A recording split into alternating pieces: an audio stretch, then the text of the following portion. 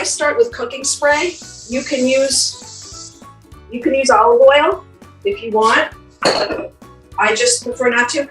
I've pre-prepared this morning some onions, some garlic, some carrot, and I have a mixture of plum tomatoes and grape tomatoes in here. And basically what I'm going to do is fill the bottom of the pan. And these have some extra water in them. So they're fine for the soup, but you kind of have to prepare them a little bit. Cut them. And then take a little spoon and get out some of these seeds and liquid. All we really want to do is, you see these little seeds in here? Because that has a lot of moisture. The whole idea is to kind of reduce the amount of moisture that you have so that you end up with a more with a meatier soup. So whatever tomatoes you have, your garden or whatever, and then again, you can use olive oil. I just prefer to use cooking spray. I'm using the convection at 400. That's a little bit hot. Usually I normally would do it at 375 under convection. So this is coming along really nicely so far. Can you see it? You're already right here. And I'm just going to stir it around a little bit. This is when if you were using chopped garlic out of a jar, that you could add it at this stage. I'm using whole garlic today, so it's so I'm just going to put it back in for a few minutes.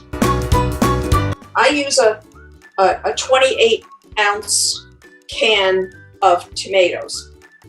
Does it matter whether they're peeled or diced or crushed or no? It really doesn't.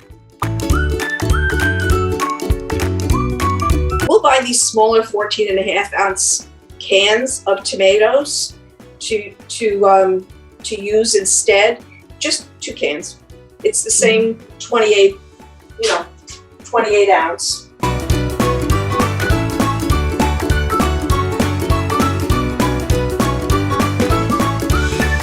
going to use my box of vegetable broth. Well, I'll have to look. Maybe that's on their website. So I'm just gonna random order of magnitude some of this in the. One thing I want to mention about the bay leaves, about putting the bay leaves in the pot, make sure you count the bay leaves when you put them in, and then make sure you retrieve the exact amount of bay leaves before you process the soup. There's really no liquid in the bottom of this. It's really all vegetables. So now what I'm going to do is I'm going to load these in my pot. And then what I like to do is, there's a lot of flavor in the bottom of this pan. So I'll use some leftover white wine. If you don't have leftover white wine, you can use leftover red wine. This is going to braise for a long time, so any alcohol that you use is going to get out. If you prefer, you don't have it, you want to use a little bit of water, water's fine. You want to use a little bit of the broth, you can do that too. When Kira comes down to lunch, all I'm really going to do is cut this grilled cheese sandwich up into little squares.